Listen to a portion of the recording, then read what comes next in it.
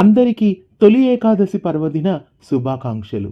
తొలి ఏకాదశి హిందువులకు తొలి పండుగ. ఈ పండుగకి హైందవ సంస్కృతిలో ప్రత్యేక స్థానం ఉంది. ఏడాదిలో వచ్చే 24 ఏకాదశుల్లో ఆషాఢ శుద్ధ ఏకాదశిని తొలి ఏకాదశి అంటారు.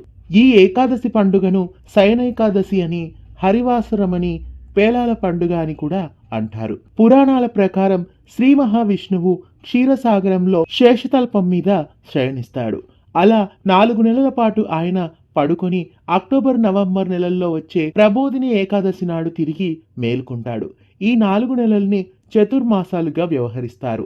4 నెలల పాటు పాతాళంలో బలిచక్రవర్తి దగ్గర ఉండి కార్తీక పౌర్ణమి నాడు విష్ణుమూర్తి తిరిగి వస్తాడని పురాణ గాథ. ఈ పండుగ రోజున పేలాల పిండిని తప్పక తినాలని అంటారు. పేలాలు పితృదేవతలకి ఎంతో ఇష్టమైనవి.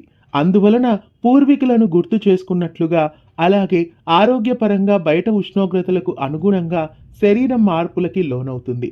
కాబట్టి పేలాల పిండిని ప్రసాదంగా పంచుతారు. మరోసారి మీ అందరికీ తొలి ఏకాదశి శుభాకాంక్షలు.